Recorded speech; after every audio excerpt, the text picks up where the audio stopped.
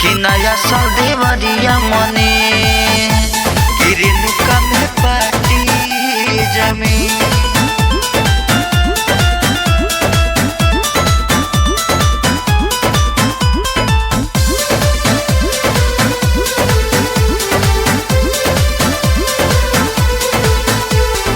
मुर्गा के टंगरी बने कि नया साल देवरिया मने कि नया साल देवरिया मने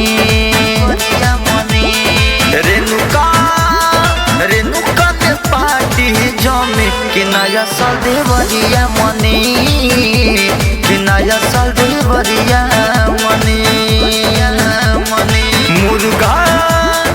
मुर्गा के टंगरी बने कि नया साल देवरिया मने कि रेणुका में पार्टी जमी।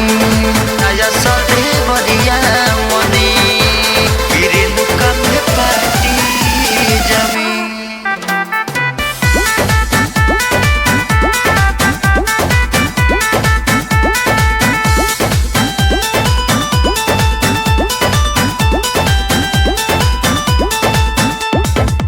2021 के हुई विदाई कटी जाई सब पाप हो।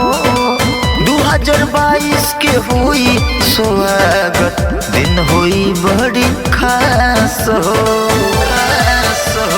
ए भाई सुना हो 2021 के हुई विदाई कटी जाई सब पाप हो। 2022 के हुई स्वागत दिन हुई बड़ी खास हो। बियर पियल जाए तनी तनी कि नया साल देवरिया मने कि नया साल देवरिया मने। मुर्गा के टंगरी बने कि नया साल देवरिया मने कि रेणुका में पार्टी जमी। कि नया साल देवरिया मने कि रेणुका में पार्टी जमी।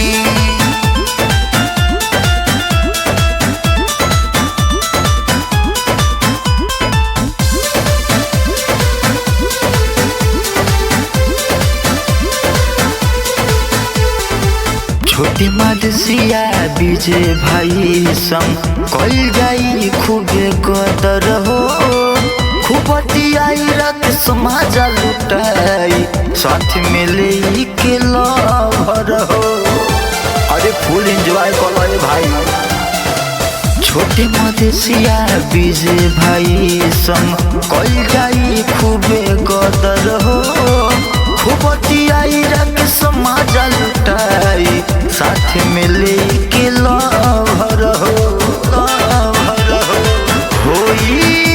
होई ना कोनो खर्चा में कमी कि नया साल देवरिया मने कि रेणुका में पार्टी जमी।